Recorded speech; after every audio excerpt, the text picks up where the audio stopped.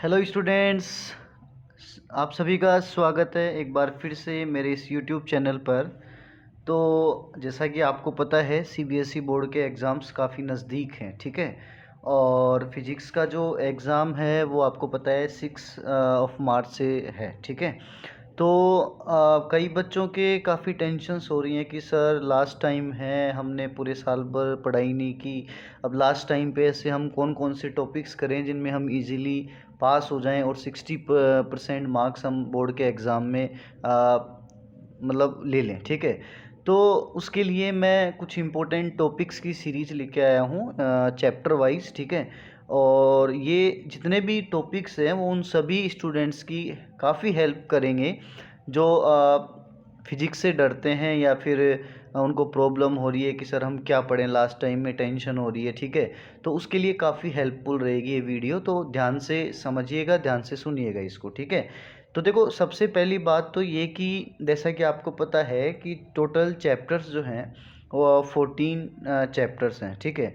तो 14 चैप्टर्स जो हैं, कई बच्चे ये चाहते हैं कि भाई मैं पूरे चैप्टर्स ना पढूं एग्ज़ाम के अंदर, कुछ चैप्टर्स पढ़ के जाऊं और मेरे 25 से 30 नंबर या 35 मार्क्स तक मेरे आ जाएं, मैं इजीली 60% मार्क्स जो हैं वो ले लूं एग्ज़ाम के अंदर, ठीक है। तो उसके लिए देखो, आपको ज़्यादा कुछ नहीं, थोड़ी सी मेहनत आपको करनी पड़ेगी, थोड़ा सा एफर्ट्स आपको देना पड़ेगा, या मैं बोलूँ थोड़ा सा आउटपुट आपको देना पड़ेगा, ठीक है। ज़्यादा नहीं, हल्का सा, ठीक है। तो उसके लिए देखो आपको करना क्या है, ठीक है। सबसे पहला इम्पोर्टेंट बात जो मैं बताने जा रहा हूँ उसको ध्यान से सुनिएगा। सबसे पहले तो देखो आपको ये करना है कि चैप्टर नंबर 1 से लेके 14 तक, ठीक है, जैसे जैसे आपको टाइम मिले उसी हिसाब से मैनेज करिएगा। तो चैप्टर नंबर 1 to 14 में आपको करना क्या है, सबसे पहले आपको जितने भी फॉर्मूलाज हैं, ठीक है, जितने भी फॉर्मूलाज हैं एक तो वो आपको देखने हैं, ठीक है। फ्रॉम चैप्टर 1 to 14, ठीक है। भाई देखो, फॉर्मूलाज आपको देखने हैं। कई बार क्या होता है एग्ज़ाम के अंदर फॉर्मूला बेस्ड क्वेश्चंस आ जाते हैं और वो इतने इजी क्वेश्चंस होते हैं कि इजीली हम उसको डील कर सकते हैं फॉर्मूलाज के साथ में, ठीक है। तो ऐसे क्वेश्चंस को आपको छोड़ना नहीं है, पहली बात। दूसरी सबसे इम्पोर्टेंट बात जो आपको क्या याद करना है कि ऑल इम्पोर्टेंट डाइग्राम्स, ठीक है, डाइग्राम्स आपको एक भी नहीं छोड़ना है बच्चों, ठीक है। डाइग्राम सारे के सारे आपको करके जाने हैं, ऑल इम्पोर्टेंट्स डाइग्राम, ठीक है। इम्पोर्टेंट डाइग्राम का मतलब आप जानते होंगे, जैसे टीचर ने भी आपको क्लास में बताया होगा, ठीक है। जैसे कि मैं बात करूं सेमीकंडक्टर की, तो उसके अंदर जैसे हाफ वेव रेक्टिफायर है, फुल वेव रेक्टिफायर है, पीएन जंक्शन डायोड है, फॉरवर्ड बायस में, रिवर्स बायस में, ठीक है। और उसके अलावा अगर मैं रे ऑप्टिक्स की बात करूं तो उसमें जैसे आपका माइक्रोस्कोप हो गया, ठीक है, टेलीस्कोप हो गया, कैसेग्रेनियन टेलीस्कोप हो गया। तो इस तरह से कुछ बेसिक डायग्राम है, जैसे एसी जनरेटर है, ट्रांसफॉर्मर है, ठीक है ना। इनकी अच्छे से प्रैक्टिस करके जानी है, ठीक है। देखो, कई बार स्टूडेंट क्या सोचता है कि मैं बस एक बार देख लिया और देख के चला गया, एग्ज़ाम के अंदर मेरा डायग्राम सही हो जाएगा, तो ये आपकी गलत फहमी है। एक एटलीस्ट 1 या 2 बार आपको डायग्राम की अच्छे से प्रैक्टिस करनी पड़ेगी, ठीक है। डायग्राम बनाओ, उसको लेबलिंग करो अच्छे से, तभी जा कर के आपके नंबर जो हैं वो पूरे में से पूरे आएंगे, ठीक है। तो जितने भी फॉर्मूलाज हैं उन पे आपको एक तो फोकस करना है, और दूसरे नंबर पे आपको जितने भी डायग्राम्स हैं चैप्टर के अंदर वो सारे के सारे डायग्राम आपको करके जाने हैं। एंड सेकंड थिंग इसके साथ में जो मैं बताने जा रहा हूँ दैट इज़ ग्राफ, ठीक है। ये एक सबसे इम्पोर्टेंट फैक्टर होता है। देखो, कई बच्चों को ग्राफिकल रिप्रेजेंटेशन बहुत ज़्यादा वीक होता है, उसकी वजह से काफ़ी मार्क्स कटते हैं एग्ज़ाम के अंदर। और बेसिकली ग्राफ में भी मैं अगर बात करूँ ना तो ज़्यादा कुछ नहीं, आप लोग बस एक स्ट्रेट लाइन का जो ग्राफ होता है y = mx+c, ठीक है, ये वाला जो ग्राफ है ना इसको अच्छे से पढ़ के जाना, ठीक है। क्योंकि ये जो ग्राफ है मैक्सिमम जो आपके इक्वेशंस दे रखे हैं 12th क्लास में वो सारे के सारे स्ट्रेट लाइन से रिलेटेड है। कोई 2-4 ग्राफ ऐसे होंगे जिसमें सर्कल वगैरह की या इलिप्टिकल पाथ की बात हो रही है, बाकी मैक्सिमम जो ग्राफ हैं वो आपको स्ट्रेट लाइन से सॉल्व हो रहे हैं, ठीक है। अब ये जो इक्वेशन है वो -mx+c भी हो सकता है, ठीक है ना, ये -mx - c भी हो सकता है, ठीक है। तो बहुत इसके टाइप हैं, मैक्स और माइनस सी भी हो सकता है, किसी भी तरह से ग्राफ हो सकता है, ठीक है। जहाँ पर आपको ये ध्यान रखना है कि एम जो है वो तो उसका स्लोप हो जाएगा, ठीक है, और सी हम बोलते हैं इंटरसेप्ट। तो मैं केवल यहाँ पे इंपॉर्टेंट टॉपिक्स की बात कर रहा हूँ, मैं ग्राफिकल रिप्रेजेंटेशन आपको एक्सप्लेन नहीं कर रहा। तो ये चीज़ आपको ध्यान रखनी है एग्जाम में जाने से पहले, ठीक है। ये तो हो गया मोटा मोटा ग्राफ और फॉर्मूलाज की बात और डायग्राम्स की बात। अब चैप्टर वाइज अगर अपन देखें, देखो चैप्टर नंबर 1 की अगर मैं बात करूँ, फर्स्ट चैप्टर की अगर मैं बात करूँ, इलेक्ट्रिक फील्ड्स एंड चार्जेस, तो इस चैप्टर के अंदर देखो आपको क्या क्या टॉपिक करके जाना है एग्ज़ाम से पहले। सबसे पहले आपको जो पहला टॉपिक है वो आपको करना है इलेक्ट्रिक फील्ड क्या होता है, ठीक है। इलेक्ट्रिक फील्ड होता क्या है इसके बारे में थोड़ा सा आपको जानकारी होनी चाहिए। इसका फॉर्मूला क्या होता है, इसकी यूनिट क्या होती है, इसका डायमेंशनल फॉर्मूला क्या होता है, ठीक है। सारी की सारी बातें आपको पता होनी चाहिए इलेक्ट्रिक फील्ड से रिलेटेड। दूसरी सबसे इम्पोर्टेंट बात, इलेक्ट्रिक फील्ड जो है उसका पॉइंट चार्ज की वजह से इलेक्ट्रिक फील्ड कितना होता है वो आपको पता होना चाहिए। E इज इक्वल्स टू के क्यू अपॉन में आर स्क्वायर, ठीक है। इसका ग्राफ कैसे आता है, अगर E और R के बीच में ग्राफ बनाए तो ग्राफ कैसा आएगा, कुछ इस तरीके से ग्राफ आता था। तो ये बेसिक चीज़ आपको पता होनी चाहिए, ठीक है। फिर इलेक्ट्रिक फील्ड के अंदर दो इम्पोर्टेंट टॉपिक आते हैं, ध्यान रखिएगा। Electric field due to dipole, ठीक है, due to dipole at an axial point, at an axial point, ठीक है ना। और दूसरा क्या हो जाएगा, at an equatorial point, equatorial point. ये दोनों टॉपिक आपको अच्छे से करके जाने हैं, ठीक है ना। इनका फॉर्मूला अच्छे से करके जाना है, इनका पूरा का पूरा डेरिवेशन आपको अच्छे से करके जाना है, ठीक है दोस्तों। अब आ जाओ आप सेकंड टॉपिक के अंदर। सेकंड टॉपिक की अगर मैं बात करूं तो सेकंड टॉपिक जो है आपका वो अभी जस्ट हमने एमसीक्यू सीरीज़ के अंदर भी अटेम्प्ट किया था। तो आपने देखा होगा torque on a dipole when it is placed in a uniform electric field E। जब किसी डाइपोल को यूनिफॉर्म इलेक्ट्रिक फील्ड E के अंदर रखा जाता है तो उसके ऊपर कितना टॉर्क लगता है, ये टॉपिक आपको अच्छे से करना है। और तीसरा जो टॉपिक है वो आपका आएगा गाउस थ्योरम, गाउस थ्योरम, ठीक है, Gauss theorem and its application. देखो इस साल सिलेबस के अंदर एक एप्लीकेशन एक्स्ट्रा जुड़ी है कंडक्टर वाली, ठीक है, वो 2-3 सालों से हटाई हुई थी लेकिन इस बार उसको ऐड कर दिया। तो वो वाली जो एप्लीकेशन है उसको तो आपको अच्छे से करके जाना ही जाना है, ठीक है। वो एप्लीकेशन आपको किसी भी हालत में नहीं छोड़नी। तो बेसिकली चैप्टर 1 में से ये 3 टॉपिक तो आपको कंपलसरी है करके जाने हैं। इसके न्यूमेरिकल लगा के जाने हैं अच्छे से, और इसका थ्योरेटिकल पार्ट आपको करना है। तो इसमें से आधे से ज़्यादा क्वेश्चंस आपके सही हो जाएंगे एग्जाम के अंदर, ठीक है दोस्तों। चलो अब हम चैप्टर नंबर 2 की बात कर लेते हैं। चैप्टर नंबर 2 के अंदर, ठीक है, अगर मैं बात करूं सबसे पहला जो टॉपिक है, भाई चैप्टर का नेम क्या था, इलेक्ट्रिक पोटेंशियल एंड कैपेसिटेंस, ठीक है। तो कैपेसिटर तो चलो एक दूसरी थिंग हो गई, वहाँ से तो एक क्वेश्चन आता ही आता है एग्जाम के अंदर। लेकिन इससे पहले कुछ टॉपिक्स और हैं उन पे हम बात करेंगे, पहले वो टॉपिक्स भी आपको अच्छे से पढ़ने हैं, ठीक है। तो सेम टॉपिक मैं बता रहा हूँ, जैसे अभी आपने इलेक्ट्रिक फील्ड निकाला था due to dipole at an axial end at an equatorial point, तो सेम टॉपिक यहाँ पे होगा इलेक्ट्रिक पोटेंशियल, ठीक है भाई। क्या हो जाएगा, electric potential due to dipole at an axial end equatorial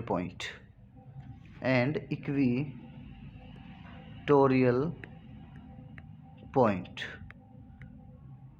ठीक है। तो ये टॉपिक आपको एक तो करना है इस चैप्टर के अंदर, ठीक। उसके बाद में दूसरा टॉपिक अगर मैं बात करूं सेकंड चैप्टर के अंदर, तो सेम टॉपिक मैं बता रहा हूं, torque on a dipole, torque on a dipole. और थर्ड जो इसके अंदर इम्पोर्टेंट आपका जो टॉपिक है वो रहेगा कैपेसिटेंस,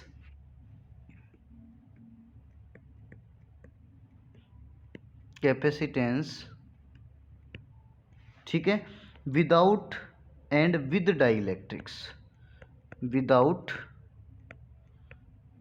एंड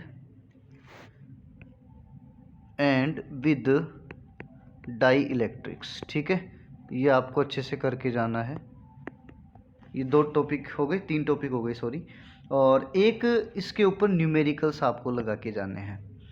ठीक है, पैरेलल प्लेट कैपेसिटर के बेसिस पे कि कोई, अब देखो वीडियो लंबा हो जाएगा ज़्यादा मैं एक्सप्लेन करूँगा तो। ठीक है, आपको बेसिकली बस ये ध्यान रखना है कि कैपेसिटर से रिलेटेड न्यूमेरिकल जो है उस पर एग्ज़ाम के अंदर बहुत ज़्यादा फोकस दिया जाता है। तो न्यूमेरिकल आपको किसी भी हालत में नहीं छोड़ना, और ज़्यादा हार्ड न्यूमेरिकल नहीं आता, बिल्कुल नॉर्मल लेवल का न्यूमेरिकल आता है। अगर आप थोड़ा बहुत भी समय देंगे तो ईजिली आप न्यूमेरिकल कर पाएंगे। ठीक है, तो न्यूमेरिकल आपको नहीं छोड़ना, न्यूमेरिकल आपको करके जाना। 3-4 नंबर का क्वेश्चन आता है तो आराम से हैंडल हो जाएगा। क्लियर। अब आप आ जाइए स्टूडेंट्स चैप्टर नंबर 3 के ऊपर। ठीक है, देखो चैप्टर नंबर 3 है अपना करंट इलेक्ट्रिसिटी। ठीक है, 10th क्लास में भी ये चैप्टर आया था, और ज़्यादा हार्ड चैप्टर नहीं है, लेकिन बस थोड़ा सा कॉम्प्लेक्स हो जाता है क्योंकि इसके अंदर कुछ रूल्स वगैरह दे रखे हैं और कुछ और बातें इसके अंदर दे रखी हैं इंपॉर्टेंट, जो पढ़ने में जोर आता है, हम ये बोल सकते हैं। तो देखो इसके अंदर अगर मैं बात करूं पहले टॉपिक की, तो सबसे पहला जो टॉपिक है दैट इज़, आपको एक रिलेशन आया होगा, करंट आई जो होता है वो बराबर होता था ANEVD। ये रिलेशन तो याद करना ही करना है आपको। ठीक है, फिर इस रिलेशन से बहुत सारे ऐसे रिलेशंस थे जो जैसे ओम्स लॉ के अंदर आर का वैल्यू क्या होगा, ठीक है, रजिस्टिविटी क्या होगी, इस तरह से इसी के अंदर कुछ पार्ट थे छोटे छोटे। ठीक है, करंट डेंसिटी क्या होगी, तो इसको जब आप पढ़ोगे ना तो वो सारे के सारे पार्ट भी आपके क्लियर हो जाएंगे। ठीक है, तो एक तो ये टॉपिक आपको बढ़िया तरीके से अच्छे तरीके से करके जाना है। ड्रिफ्ट वेलोसिटी क्या होती है, छोटी छोटी टर्म्स हैं वो आपको देखनी है। ठीक है, उसके बाद जो सेकंड टॉपिक इस चैप्टर के अंदर है that is very very important topic, और वो है आपका किरचॉफ लॉ। ठीक है, देखो मैंने ये टॉपिक बताया, इसका मतलब ये नहीं है कि आप किरचॉफ लॉ पढ़ के चले गए। ठीक है, वो क्या है ना, एग्जामिनर इतना बेवकूफ़ नहीं है जो आपको केवल किरचॉफ लॉ के स्टेटमेंट दे देगा, बहुत रेयर केस में देगा आपको स्टेटमेंट। किरचॉफ लॉ से रिलेटेड न्यूमेरिकल्स आपको करके जाने हैं। ठीक है ना, और जिसमें जंक्शन रूल तो है ही, और उसके साथ में सेकंड जो लॉ है या सेकंड जो रूल है वो आपका लूप रूल है। तो लूप रूल जो है ना वो यहाँ पे काफ़ी इंपॉर्टेंस रखता है। तो लूप रूल जो है वो कैसे अप्लाई होगा, ठीक है ना, समीशन जो होगा वोल्टेज का वो 0 के बराबर कैसे होगा, तो इस पे आपको अच्छे से फोकस करके जाना है। और इसके 2-3 न्यूमेरिकल्स आपको लगा के जाने हैं जो लास्ट ईयर के पेपर में पूछे हुए हैं। ठीक है, उससे आपको काफ़ी हेल्प मिलेगी कि किस तरह के क्वेश्चंस एग्जाम के अंदर आते हैं। तो लास्ट ईयर के जो क्वेश्चन है वो लगा के जाइएगा आप किरचॉफ लॉ से रिलेटेड। ठीक है, और तीसरा जो यहाँ से अगर मैं टॉपिक देखूँ that is wheat stone bridge. ठीक है, व्हीट स्टोन ब्रिज, और व्हीट स्टोन ब्रिज की जो बैलेंस कंडीशन होती है उस पर आपको फोकस करना है। ठीक है, बैलेंस्ड कंडीशन, जो नल पॉइंट जो होता है आपका जब गैल्वेनोमीटर में डिफ्लेक्शन 0 हो जाता है। ठीक है, तो वो वाला जो पॉइंट है वो आपको ध्यान रखना है। जब दोनों पॉइंट के ऊपर पोटेंशियल जो है वो बराबर होगा तो गैल्वेनोमीटर में डिफ्लेक्शन आएगा 0, मतलब उसमें से करंट फ्लो नहीं होगा। तो ये तीनों टॉपिक आपको बढ़िया तरीके से तैयार करके जाने हैं एग्ज़ाम के अंदर। ठीक है, आई होप कि यहाँ तक आपको बात समझ में आई होगी। ठीक है, अब आप आइए दोस्तों चैप्टर नंबर 4 के ऊपर। ठीक है, चैप्टर नंबर 4 जो है वो बेसिकली है आपका मूविंग चार्जेस एंड मैग्नेटिज्म। तो चैप्टर 4 के अंदर अगर मैं फर्स्ट टॉपिक की बात करूं तो पहला टॉपिक है आपका बायोट सेवर्ट लॉ। ठीक है, इसको आपको अच्छे से करना है, इसका डेरिवेशन आपको करना है। ठीक है, स्केलर फॉर्म में, और एक आपका इसका वेक्टर फॉर्म क्या होता है, ये दोनों आपको अच्छे से करके जाने हैं। ठीक है ना, वेक्टर फॉर्म और स्केलर फॉर्म। ठीक है, बायो सेवर्ट लॉ, और उसके बाद सेकंड नंबर हम बात करेंगे एम्पियर सर्किटल लॉ की, एम्पियर सर्किटल लॉ। ठीक है, ये आपको अच्छे से करना है इस चैप्टर के अंदर। और थर्ड अगर मैं बात करूं तो थर्ड टॉपिक आपका है force on moving charge, force on a moving charge. जब किसी चार्ज को या जब कोई चार्ज मूव करता है तो उसके ऊपर जो फोर्स लगता है, ठीक है ना, वो कितना होता है, that you know F is equals to QVB और आता है आपके पास में साइन थीटा। ठीक है, तो ये बेसिक जो आपके टॉपिक है ये आपको करके जाने हैं एग्ज़ाम के अंदर। ठीक है, आई होप कि आपको ये बात क्लियर हो गई होगी। और सबसे इम्पोर्टेंट जो इस चैप्टर में टॉपिक है, सबसे इम्पोर्टेंट जहाँ तक मेरा एनालिसिस है पुराने पेपर को देखते हुए, दैट इज़ फोर्स बिटवीन, ये बहुत अच्छा टॉपिक है, फोर्स बिटवीन टू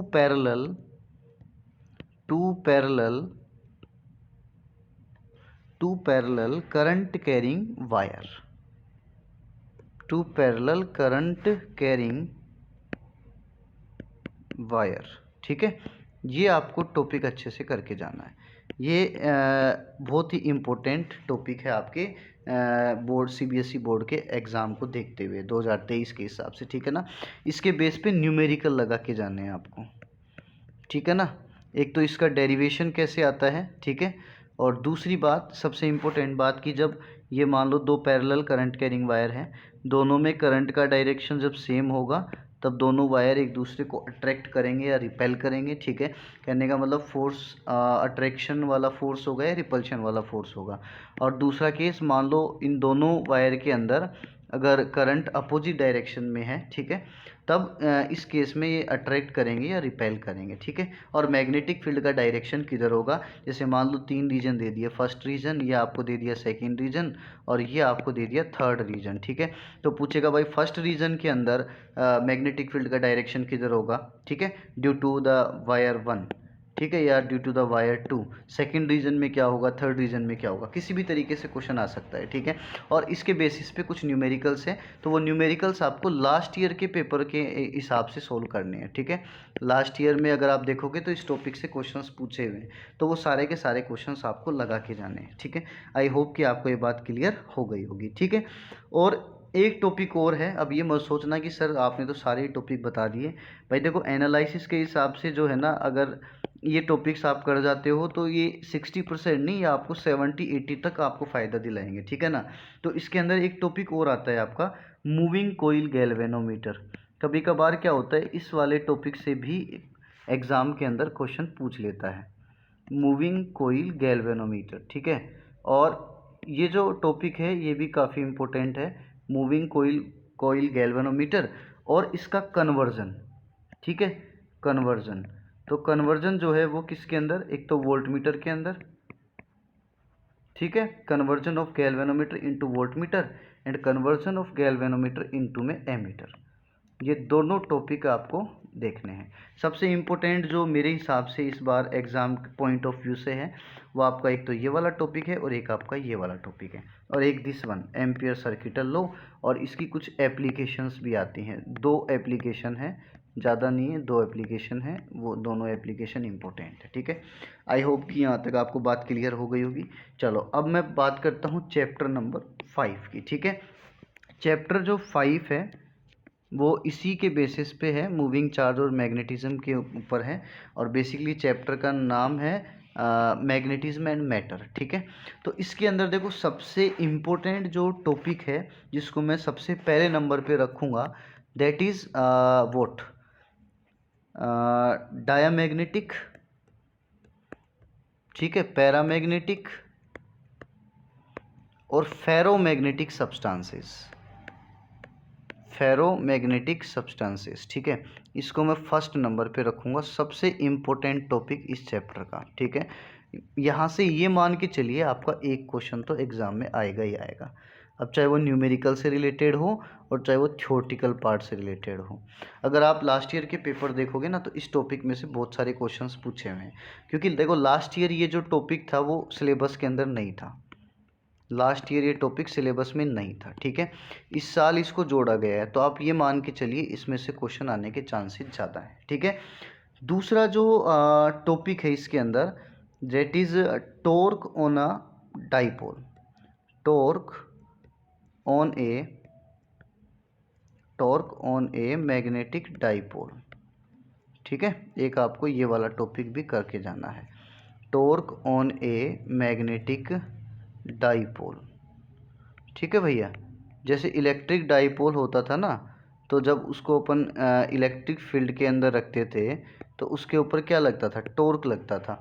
इसी तरह से जब मैग्नेटिक डाइपोल को आप मैग्नेटिक फील्ड के अंदर रखोगे तो उसके ऊपर क्या लगेगा, टॉर्क लगेगा। तो ये वाला टॉपिक भी आपको अच्छे से करके जाना है, ठीक है। और ये जो डायामैग्नेटिक और पैरामैग्नेटिक और फेरामैग्नेटिक सब्सटेंसेस थे, इनकी जो प्रॉपर्टीज़ होती है ना, उस पर आपको ध्यान देना है कि क्या क्या इनकी प्रॉपर्टीज़ हैं और किस तरह से न्यूमेरिकल सॉल्व किए जाते हैं, ठीक है। आई होप कि आपको क्लियर हो गया होगा चैप्टर नंबर 5 तक। चलो बच्चों, अब हम बात करते हैं चैप्टर नंबर 6 की, ठीक है। चैप्टर नंबर 6 आपका है बेसिकली इलेक्ट्रोमैग्नेटिक इंडक्शन, ठीक है, EMI। तो EMI के अंदर देखो, अगर मैं बात करूं, सबसे जो पहला टॉपिक है अकॉर्डिंग टू मी, वो आपका है फैराडे लॉ, ठीक है, फैराडेज लॉ, फैराडेज लॉ, ठीक है ना। और जो सेकंड टॉपिक आपका होगा दैट इज लेंज लॉ, ठीक है ना। अब देखो, कोई भी जैसे डायग्राम दे देगा आपको, इस तरह से डायग्राम दे दिया, एक ये कोइल दे दी ऊपर और एक ये नीचे कोइल दे दी, ठीक है, करंट का डायरेक्शन दे दिया इस तरह से। तो बोलेगा कि इस करंट की वजह से इस कोइल के अंदर और इस वाली कोइल के अंदर मैग्नेटिक फील्ड का डायरेक्शन बताओ क्या होगा, ठीक है। या इंड्यूस्ड करंट का डायरेक्शन बताइए क्या होगा। किसी भी तरीके से घुमा फिरा के क्वेश्चन को पूछ सकता है, ठीक है ना। तो उसके लिए आपको जैसे रूल्स पता होनी चाहिए। राइट हैंड थंब रूल क्या होता है, फ्लेमिंग्स लेफ्ट हैंड रूल क्या होता है, और फ्लेमिंग्स राइट हैंड रूल क्या होता है, ठीक है। फोर्स का डायरेक्शन निकालने के लिए कौन सा रूल हम काम में लेते हैं, इंड्यूस्ड करंट का डायरेक्शन निकालना हो तब हम कौन सा रूल काम में लेंगे, ठीक है। तो ये सारी चीज़ें आपको यहाँ से देख के जानी है, ठीक है। आप ज़्यादा नहीं, PYQs सोल्व कर लेना, प्रीवियस ईयर के जो क्वेश्चन पेपर हैं उसमें बहुत सारे क्वेश्चंस दिए हुए हैं, तो सारे क्वेश्चंस ना करते हुए कुछ इंपॉर्टेंट क्वेश्चंस आपको दिखाई देंगे पुराने पेपर्स के अंदर, वो क्वेश्चंस आप लगा लीजिएगा, आपका काम हो जाएगा, ठीक है। अब उसके बाद में देखो चैप्टर नंबर 7 पे आ जाओ, चैप्टर नंबर 7 पे आ जाइए। चैप्टर नंबर 7 भी बहुत इंपॉर्टेंट है, ठीक है। तो पहले मैं इसको इरेज कर देता हूँ, 1 मिनट। चैप्टर नंबर 7 जो है आपका that is alternating current, AC और DC, ठीक है। वैसे तो DC की बहुत कम यहाँ पे बात होती है, बेसिकली AC की हम ज़्यादा बात करते हैं। तो चैप्टर नंबर किसकी बात कर रहे थे हम, 7 की, ठीक है। चैप्टर नंबर 7 है आपका अल्टरनेटिंग करंट, AC। तो देखो, इस चैप्टर के अंदर वैसे तो इसका भी एक अच्छा खासा वेटेज है, तो आपको ध्यान से इस चैप्टर को करना है। इसके अंदर सबसे पहला जो टॉपिक है उसको मैं बोलूँगा LCR सर्किट को, ठीक है ना। कौन सा, LCR सर्किट, ठीक है। जब AC सोर्स को हम किससे कनेक्ट करेंगे, इंडक्टर से, कैपेसिटर से और रजिस्टर से, और तीनों को हम कनेक्ट कर देंगे सीरीज़ के अंदर, ठीक है। तब बेसिकली इम्पीडेंस क्या होगा, इम्पीडेंस का फॉर्मूला क्या होगा, ठीक है, Z। एक तो इम्पीडेंस का फॉर्मूला क्या होगा ये आपको देखना है, और साथ ही साथ में इसकी जो रेजोनेंस कंडीशन है, रेजोनेंस कंडीशन जो है वो सबसे इम्पोर्टेंट है। V0L जो है वो किसके बराबर हो जाता है इस केस में, V0C के बराबर, या आप बोल सकते हो XL जो होगा वो XC के बराबर हो जाता है, ठीक है। तो ये आपको अच्छे से करके जाना है LCR सर्किट के अंदर। वैसे मैं तो आपको यही सजेस्ट करूँगा कि LCR सर्किट के 3 केस थे, वो तीनों केसेस आपको अच्छे से करने हैं, ठीक है। और उसमें भी अगर आपकी नियत में थोड़ा सा खोट हो, नहीं करना चाहते हो, तो आप बेसिकली इम्पीडेंस कैसे आएगा और उसकी रेजोनेंस कंडीशन जो थी उस पर आप अच्छे से फोकस कर लेना। दूसरी बात, ये जो XL है इसको अपन क्या बोलते हैं, XC को क्या बोलते हैं। XL बेसिकली आपको पता है इंडक्टिव रिएक्टेंस होता है, और XC क्या होता है, कैपेसिटिव रिएक्टेंस। तो इनका वैल्यू क्या होता है, ओमेगा की फॉर्म में, ठीक है। और तीसरी सबसे इम्पोर्टेंट बात, इनका ग्राफिकल रिप्रेजेंटेशन क्या होता है, ठीक है। फ्रीक्वेंसी और आपका जो इस तरह से कोई भी ग्राफ पूछ सकता है आपसे, ठीक है ना। तो इससे ग्राफ का जो सिस्टम है वो आप लोगों को ध्यान रखें। जैसे XL जो है वो बेसिकली ओमेगा L के बराबर है, ठीक है। तो ओमेगा की वैल्यू रखेंगे तो 2πf इंटू में क्या आएगा, L आएगा। तो आपसे बेसिकली पूछेगा भाई XL और F के बीच में ग्राफ बताओ कैसा आएगा, ठीक है। भाई XL और किसके बीच में ग्राफ पूछ रहे हैं, F के बीच में, तो दोनों एक दूसरे के डायरेक्टली प्रोपोर्शनल है या नहीं है, तो ग्राफ कैसा आ जाएगा, स्ट्रेट ग्राफ आ जाएगा सीधा, ठीक है। इसी तरह से जैसे मान लो XC है, तो XC बराबर होता है 1/ओमेगा C। तो इसको मैं क्या लिख सकता हूँ, 1/ओमेगा C को मैं लिख सकता हूँ 1/2πfc। तो क्या मैं यहाँ पे बोलूँगा कि XC जो है वो इन्वर्सली प्रोपोर्शनल है किसके, फ्रीक्वेंसी के। तो ये इन्वर्सली प्रोपोर्शनल है, तो इसका ग्राफ किस तरह से आएगा, कुछ इस तरह से किया जाएगा। ठीक है, तो बेसिक चीज़ें आपकी पता होनी चाहिए। मैंने पहले स्टार्टिंग में कहा था कि सारे के सारे ग्राफ आपके अच्छे से क्लियर होने चाहिए। ठीक है, कोई भी ग्राफ आपको पूछ सकता है एग्जाम के अंदर। तो आई होप कि ये चीज़ आपको क्लियर हो गई होगी कि पहला टॉपिक जो है वो आपको क्या करना है इस चैप्टर के अंदर, LCR सर्किट को बिल्कुल भी छोड़ना नहीं है। ठीक है, और तीसरी सबसे इंपॉर्टेंट बात जो आपको ध्यान देनी है इसके फेजर डायग्राम के ऊपर। ठीक है, इसका फेजर डायग्राम कैसे आएगा, तो फेजर डायग्राम भी आपको अच्छे से करके जाना है। क्लियर। उसके बाद में नेक्स्ट जो टॉपिक आता है that is power in an AC circuit. क्या पढ़ के जाओगे, power in an AC circuits. ठीक है, power VRMS IRMS cos phi इसका फॉर्मूला होता है, तो ये अच्छे से आपको करके जाना है। LCR सर्किट के लिए आपको जैसे फेज कांस्टेंट कितना होता है cos phi, that is R/Z। ठीक है ना, तो जैसे आपका रेजोनेंस कंडीशन है तो उसमें ZR के बराबर होता है, तब पावर फैक्टर बताओ कितना होगा। ठीक है, तो V0L बराबर V0C हो, तब पावर बताओ सर्किट में कितनी आएगी। इस तरह से जो कॉमन क्वेश्चन है वो आपको MCQs वगैरह में पूछ सकता है। ठीक है, और तीसरा इसके अंदर आपका जनरली आता है AC जनरेटर। ठीक है, और एक टॉपिक इसके अंदर है आपका ट्रांसफॉर्मर। आई होप कि ये चीज़ आपको क्लियर हो गई होगी। ट्रांसफॉर्मर और AC जनरेटर ये दोनों टॉपिक मोस्ट इम्पोर्टेंट है।